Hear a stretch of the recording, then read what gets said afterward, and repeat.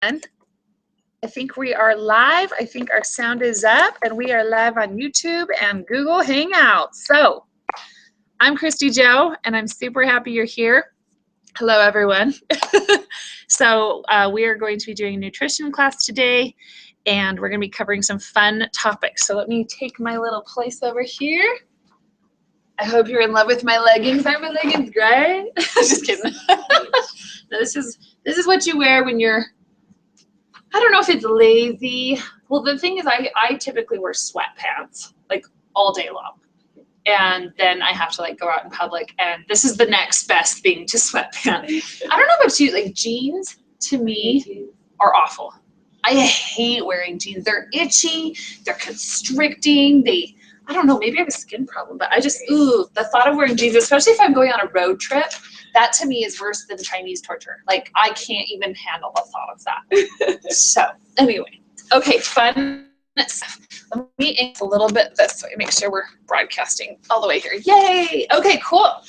Well, last week we learned about macronutrients. We learned about what protein, carbohydrates, and fats are and their role in the body. We learned why environment of the body is so important. So just as a quick refresher, because it's going to be really important as we dive into today's topics. So quick refresh, we have our P's, our V's, our C's, and our F's. So this represents protein, veggies, and a reminder, veggies is not a macronutrient, but it is so important that we count it in its own category. So technically veggies are carbs. So this is carbohydrate, we call them carbs for short because we love short, and fats. Okay, so what this letter represents is it's a portion, it's a range of nutrients. So I'll write those ranges down, and it's just, I've specified them. It's just really, really helpful if you just memorize them and then get used to what portion of food that is. 15 to 30 grams is a capital P. V is 1 to 2 cups, pretty much equivalent to this. Like today, I threw a handful of baby carrots or a handful of spinach. So you could do 2 handfuls of spinach, 2 handfuls of baby carrots. That's approximately a V. And we have our C of our carbs. We have 20 to 30 grams per C. And then we have 8 to 12 grams per F. And last week we went over how there's the fats are more energy dense. There's 9 calories per gram of fat, where proteins and carbs are only 4 calories per gram. So anyway, this is going to be a starting point, because what we're going to do today is we want to understand food budgets. You know, as you think about money and you think about how you budget your money, let's say, for instance, you had $1. Okay. Well, that $1 can be broken up into quarters. It can be broken up into dimes, into nickels, into pennies, right? And then if you had quarters, you would get 4. If you had dimes, you would get 10. If you had nickels, you would get 20. If you had pennies, you would have 100. So they each have different values, etc. Well, the thing that we want to get to the point of, to make eating so simple and sticking to a strategy so simple, is that we want to realize how many of these nutrients in these ranges, because this represents a portion, how much we want. So just as we would budget money, because at the end of the day, you have $1. Now it depends on how you want to break it up.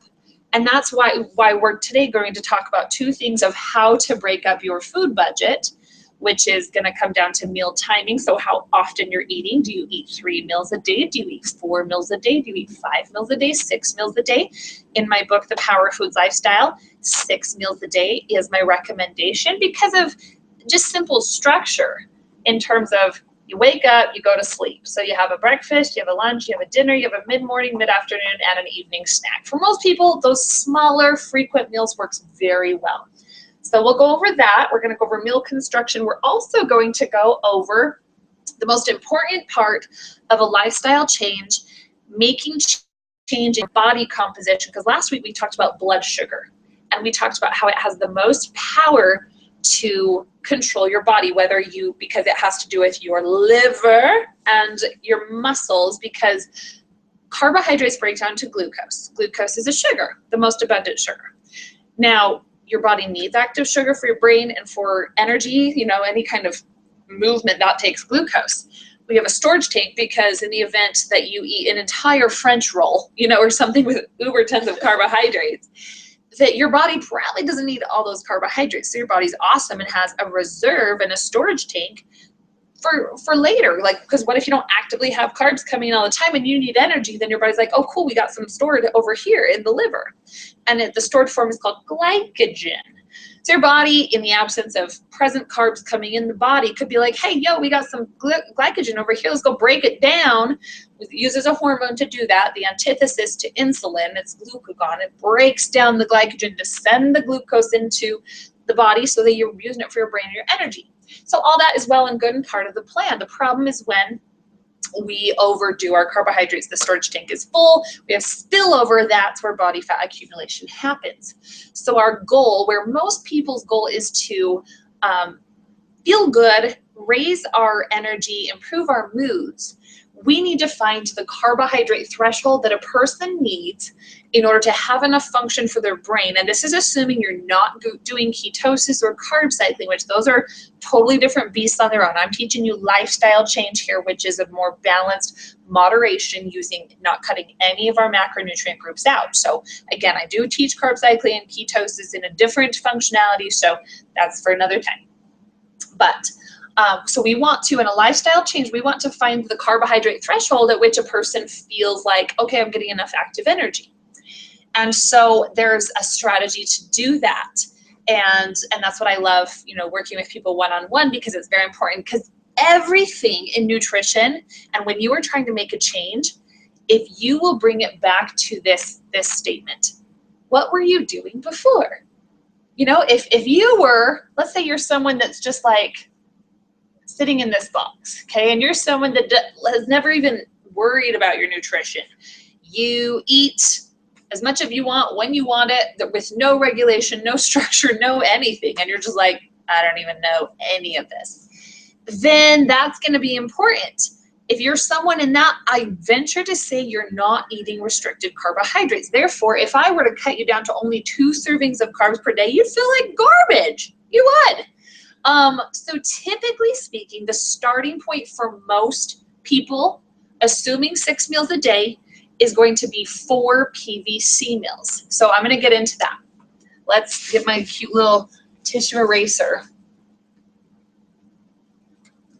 So this is the tough part of nutrition, is everyone wants a yes, no, wrong, right answer. And unfortunately, that's not how it works. It's not. It is a complicated beast that even the best of the best of the best still admit we've barely touched the tip of the iceberg with this thing, you know? So we do our best to understand what has been revealed through science, through literature, and, you know, with recent research and technology. Yeah, our knowledge is absolutely growing, and so we do our best to cultivate that.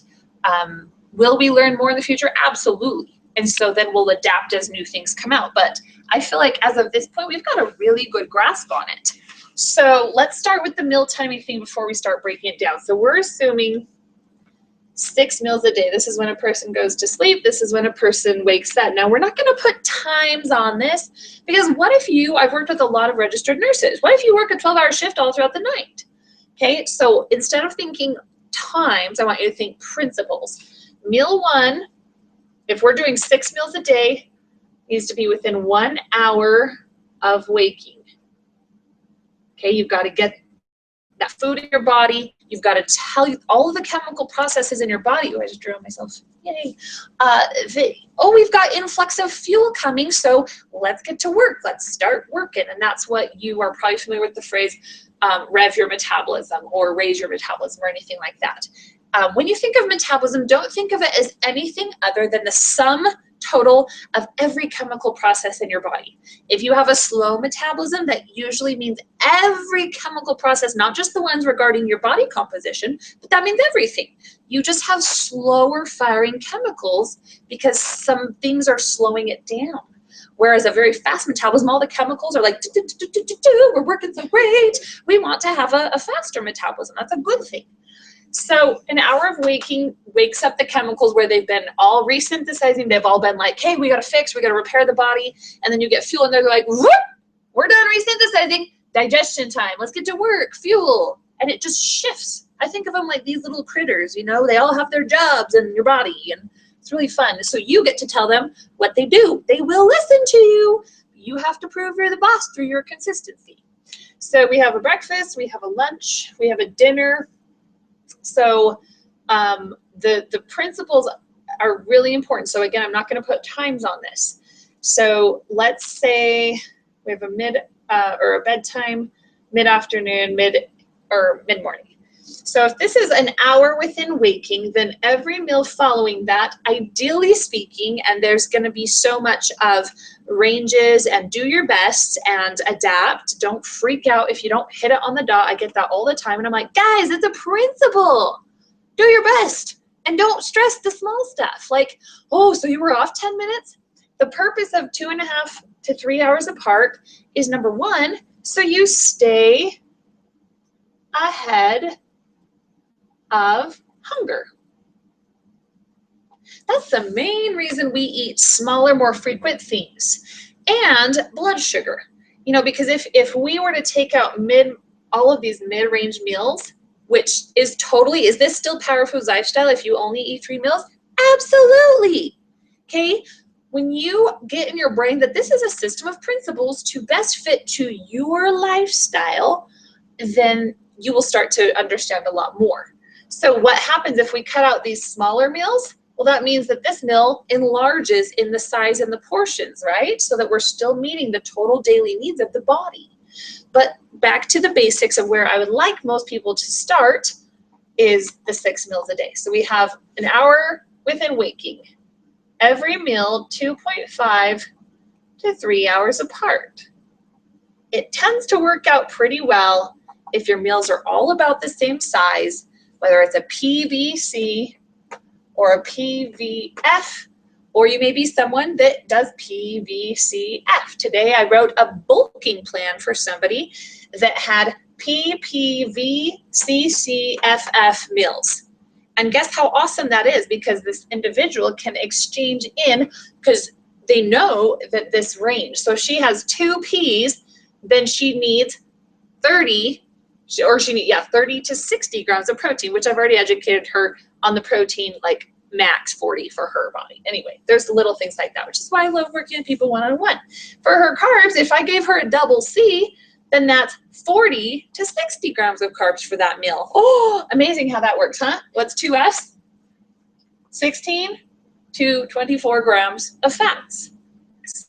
So learning these ranges helps you identify, it helps you build your nutrients, it helps you decrease your nutrients, because what if we only did a lowercase f? Then that's 4 to 6 grams. So it's all, the reason I teach this, obviously, is because it works for me. This food budgeting system helped me understand and strategize my food without being sitting there obsessively plugging my foods into MyFitnessPal. I can't tell you how many times I tried to do that and I failed. I'm too busy. I don't want to sit there thinking about my numbers. That ran my life before. Can it be helpful for some people, especially on the learning curve? Maybe you take 7 days and you plug in your food for the awareness factor, and maybe for you, that is something you do. You know, so you have to find what's best for you. But where I'd like people to get to is to the point where we don't even need to know our numbers. We know that if the rice is like that big, that's a C. That looks like a C. That's 15 to 30 grams of carbs, right? It's like when you start practicing, it's kind of just easy. Yeah. And really, it's one of those things that's just constant immersion, which is why I like people to listen to the podcast. Just keep being around this verbiage, because it's going to change your food relationship over time. So stay ahead of hunger, 2.5 to 3 hours apart. Another principle, let's say you were working out, a typical person who's like working a 9 to 5. So let's say this was their mid-afternoon. That means their workout, oh no, it falls where the dinner meal should. How do we adjust that? Well, you could do a few things. How late are you staying up? You know, what if this meal fills you up enough? Ideally speaking, I want a meal 1 hour before the workout if it's later in the day, okay? And if that's the case, and this is filling you up enough, even if it's like 2 hours before, but you feel okay, then guess what? Good job, that's fine. It's principles, you know, realizing we want some food in. I wouldn't eat a full meal half an hour before the gym. Probably not gonna be the most effective thing because you're gonna have all this food in you. And even with the smaller meals. So what would happen? Well, then I'd probably budget, because that's your workout window. Then I'd probably eat that meal here. If I'm seriously going to sleep here, well, I don't have time for a full meal. Maybe I just cut that meal in half and I still eat, but I've just reduced the portion. So instead of a PVF, I simply drop the portion size in half and have a PVF. That's the difference of taking 4 ounces of chicken to 2 ounces of chicken, 12 raw almonds to 6 raw almonds, a handful of spinach. Well, you could still have a handful of spinach. I'm taking the lowercase v. I'm not a huge, it's what else, that's fine. Okay, am I making sense so far? Mm-hmm. Things are okay? What if you are working out first thing in the morning? This happens for, excuse me, hiccups. A lot of people, so this is their workout window right here. And they're like, well, I don't want to, some people who don't listen to me teach the principles, they literally will wake up and, like, let's say their workout was supposed to start at 5. They're going to wake up because they heard me say an hour before the workout. They wake up at 4 to eat their meal. I'm like, what the freak are you doing? Why are you waking up at 4? Unless you have a purpose. No. 2 things that would help is either break this meal down and do 1/3 of it when you wake up at 4:40, and then the 2/3 of it after the workout as meal 1. Or I mean, a lot of it depends, but a good principle, realizing I'm not diving into all the science. I could spend an hour just discussing this question because it depends on what's your goal. What, you know, is your body at? What have you eaten the night before? But generally speaking, for a broad audience who doesn't care about the nitty gritty for right now, if you care about the nitty gritty, probably need to work with me so you can ask me the questions. Then you might wake up, go ahead, go work out first thing in the morning. However, something I'd like you to do, losing muscle mass for 99% of the population of people out there is not a good idea. Okay, we don't want to lose our muscle mass. And that can happen with a particularly strenuous workout on an empty stomach and the glycogen tank. If you've depleted that, all that stored glucose has been used up. Then what happens if there's no glucose for the body to feed into all the energy systems of ATP? ATP is the energy that feeds into the chemical systems with any contraction, any high intensity exertion. If you're just cruising and this is your workout, you're probably not using a ton of glucose. You're going to be okay. Okay, and that's called aerobic exercise. That's more in a heart rate range of 60 to 70% of your max heart rate. Really quick digression here. Max heart rate is 220 minus your age. So I'm 28. So my max heart rate is 192. So if I wanted 60% of this, let me do some quick mathematics here on my phone because we don't do arithmetic in the head anymore these days. And they're teaching weird stuff in math. Have you seen what they're teaching the kids these days? 5th grade, I can't even. I'm just like. I'm like, it worked really well before. Like, we're not stupid. Like, why are we doing this insane? I don't know. What else? All I can say is when I'm a mother, I'll be like, you learned that, but you're going to learn the old way too. Yeah, I freaking hate it. Wow. So, okay, so we have 192. So all you do, if you want to find 60, so if you're in an aerobic state, let's keep you somewhere between a 60 and a 70. So for me, I take 192 times 0.6. That's how we do the decimal form of a percentage.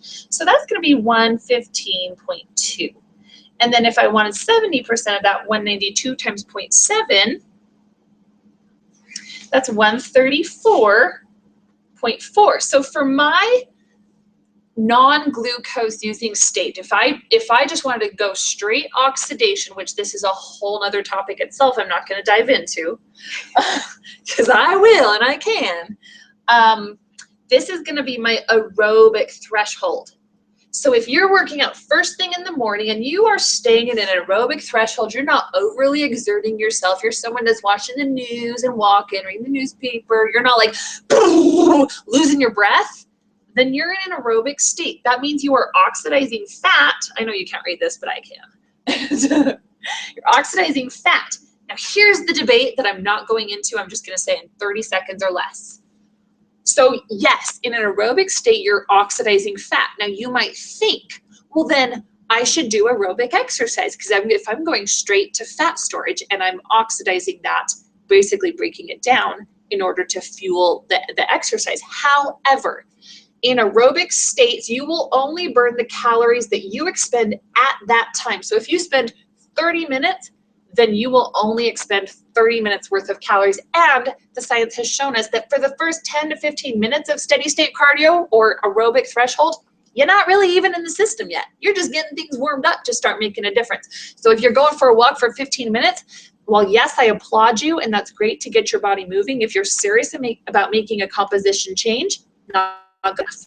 If you're going to only do steady state cardio and an aerobic threshold, you've got to be topping 30 minutes, which is, let's think about that. What do physicians recommend for most people? 5 days a week, 30 minutes a day of aerobic exercise. They're not saying 15 or 20 or 30 minutes, and they're not saying walk your dog. And unfortunately, the thing that really frustrates me is that our society has become so generally complacent and great at reinforcing each other's complacency. Like, good job, you got out and you walked to the driveway. I'm so proud of you. And yes, like if that for you is a success, then yes, I truly do applaud you, and that is a great step. But for most people whose capabilities are more than that, we need to stop the complacency. Our bodies were built to move. We need to move them. Okay, so I know I didn't want to go into this because today is about the food, but this is important because if we understand this is why strategy and science is so important if we're serious about making a body change or a composition shift. Because that's, okay, bridge into the psychology. What happens to you mentally when you're giving all this work, you're waking up early and you're doing the time and you're putting it in and you're prepping your food and you're doing all this and you're like, why the freak is that scale not moving? Why are my measurements not changing? I'm putting in so much work. Why am I not getting rewarded? That's why I'm a strategist. Because, yay, we did the applause. Good job. I'm proud of you. Good behavioral changes. At the end of the day, science is science. You got to respect it. You're not keeping track of the science incorporated and you're not maximizing it, then you're not going to get the types of quicker results that you want. When we understand science, we get compliant, we fall in love with the process because of process. If you are focused solely on results, you will give up. 2 to 3 weeks, I've seen willpower exhaust. Unless either A, you have a coach and you are committed to the process of picking yourself up, learning, retrying. That's why failures of diets are so high. Because number one, people don't get a coach who knows what the freak they're talking about and can help educate and find the intensity for the individual and the lifestyle, the science, and the psychology of what we can all handle. Because guess what? Every single one of you out there watching this and every single one of you out there are different. And so these cookie cutter approaches that you see out there with fad diets, programs, etc., you're missing the boat. What we need to be doing is get better at asking ourselves, what principle do I need to be picking up from that diet or that approach or whatever it is? Because I promise you, the fundamentals of every single thing that appears so glamorous and lovely, and look at their befores and afters, and look at that product, and look at that, it all comes down to the same science that's actually pretty boring and not sexy because people don't want to know the science because it's not cool. But guess what?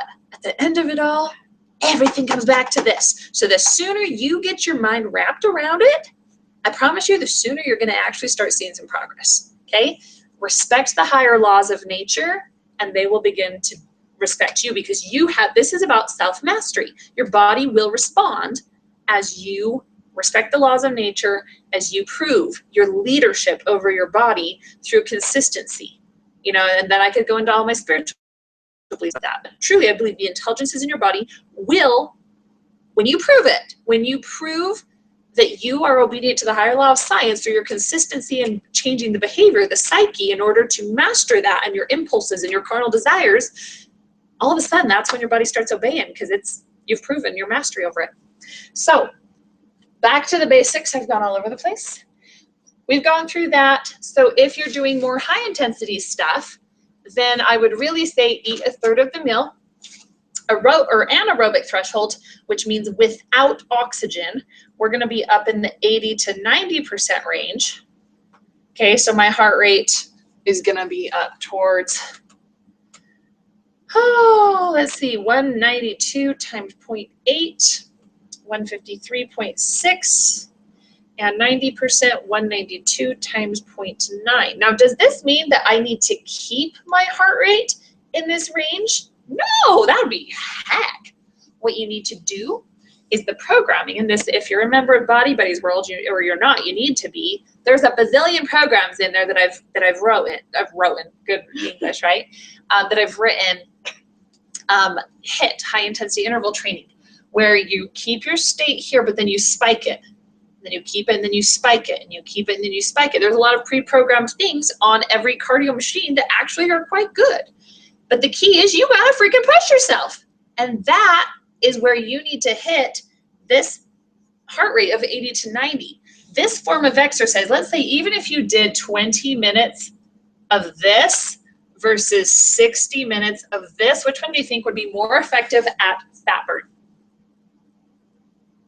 If this is oxidizing fat and this is only using glucose, you would think this one, wouldn't you? Because that's the one you're like, oh, it's going straight to fat burn. Well, here's the trick of what the science has shown us. That you only burn the number of calories for the time. You don't create any heightened metabolic capacity if you only stay in this zone. It is this form of exercise that raises your metabolism, and it's something called afterburn. This is a heightened metabolism and more caloric burn within, it's anywhere from like 12 to 24, even sometimes 36 hours following the exercise. So in the long run, research has told us this will burn more calories, heighten your metabolism versus this. Now with most of my clients, I mix it. One day is this, one day is this. I go back and forth. We split it up. So anyway, that's enough of the exercise science of that portion. Let's get back to meal timing. Woo, we're all over the place. Love it. Any questions so far? Just all clear as mud, right? So we have a question. Yeah. Why is that one? For some reason, I was thinking that it was the other one. Wait. Like burn fat more. The HIIT. You were thinking that, yeah, HIIT does burn fat more. But the other one does like longer periods of days, or no? No. Well, so if you're in a, let's say, steady state cardio, then, and you do, let's say, 45 minutes, you're only going to burn that typically for someone that's, I don't know, just pushing pretty moderate, you're going to burn anywhere from 400 to 500 calories. But you're only going to burn 400, 500 calories. Your metabolism the rest of the day has not been raised. So then why is that one even suggested?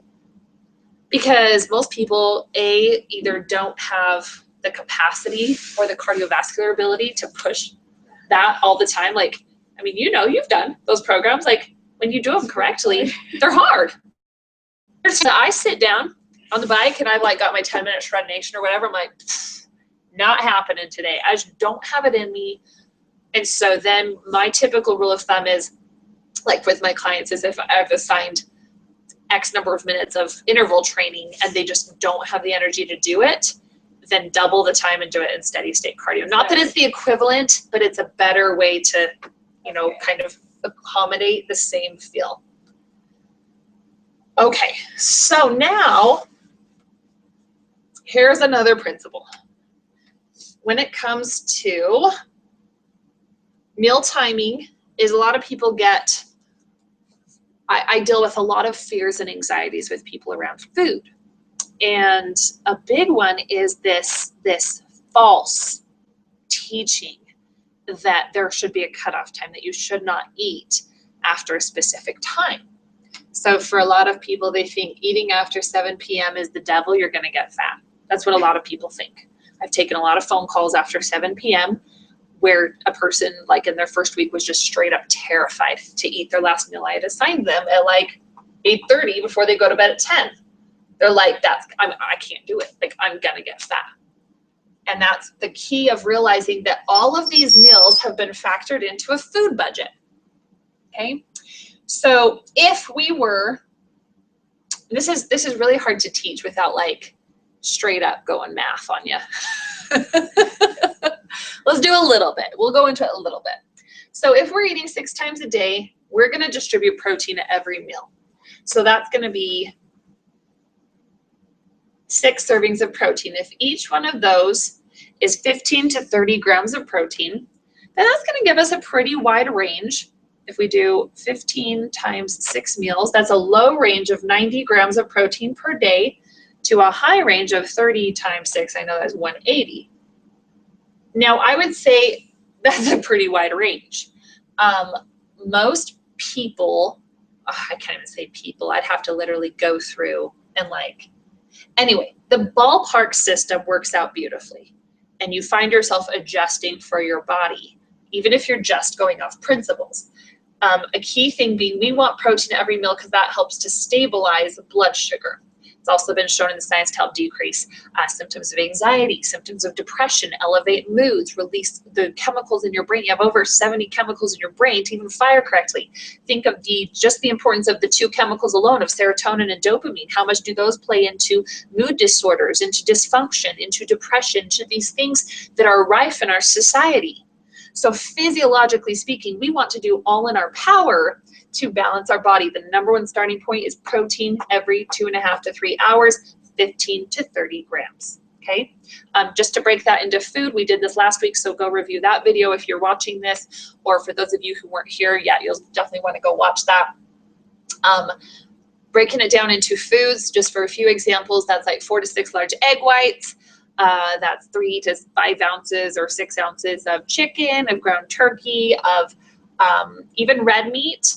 But realize that red meat, salmon, fattier cuts of meats, for the most part, are going to be a protein and a fat. It's not just a straight up protein.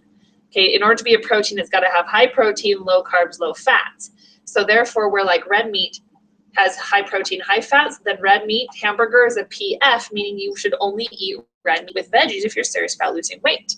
Okay, translation of that, In-N-Out, Carl's Jr., they both have types of burgers, or turkey burger, you can get protein style, wrap it in lettuce, boom, there's your PVF on the go. It's awesome. So anyway, there's that. The same thing happens if you think about it this way, most of what nature has given us naturally is either a P, a C, an F, or a V. Who put carbs and fats together? Can you think of any in nature?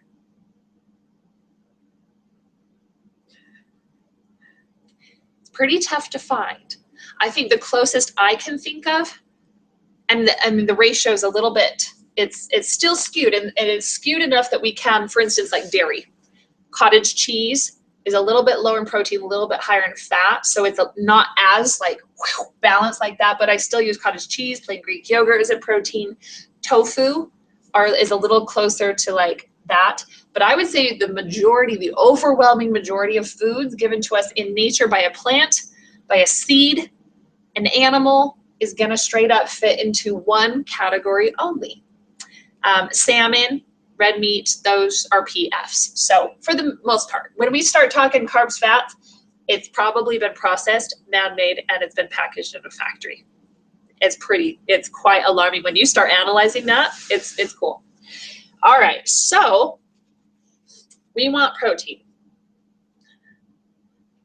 Now, let me tell you, I have never written a plan lower than 90 grams of protein, ever, unless it's for a child, And even then, I do not do meal plans for people under the age of 16.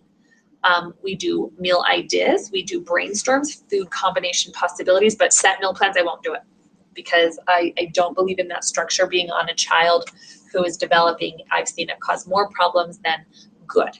And so it's important to teach and to allow them choice, to allow them the part of the process of thinking. And that's something that I work with a lot of younger children, usually around age 8 up. I feel like my education really sits with them. Obviously I simplify that. So we've got our protein budget. Next, we have our veggie budget, because veggies every meal. So that's 6 meals a day, 1 to 2 cups. Oh my gosh, how cool is that? That meets the FDA's recommendation that we have 6 to 12 cups of veggies per day. And for so many years, people said it's impossible. That would require me to eat a salad this big. Break it down to your small 6 meals. Put a serving, like a fist to 2 servings of different veggies with each meal. It's piece of cake. When I can get a person doing that, guess what? The first thing I cut, and I'm so excited about it, is a multivitamin. It's a piece of crap. It's a multi. I'm sorry. I say how it is. That's what I feel. I feel, obviously, if you are not eating any veggies, yeah, that's better than nothing. But the fact is, guys, nature gave us what we need for the most part. You know what I mean? It's when we don't get to a place where we're willing to accept and to apply and to change, because we want it to be easy and cater to us. Oh, welcome to the entitlement of the 21st century, baby. All right, we love the era we were born in, right? No, I do. I'm being a little smarty, but sometimes we need that, because we need a kick in the pants. Sometimes we need to think and be like, oh my gosh, I really am. And thankfully, I was raised in a household of extreme discipline. Otherwise, I'd probably fall into the same category of a lot of people, of not knowing anything like about anything, like, and just feeling like everything should be handed to me on a platter. How many people do you guys know that are like that? And it's not, I don't mean to like cut at anyone. I mean, this is a chance for us to look inside and say, if these things and this discipline and this structure is not a part of my life, it needs to be.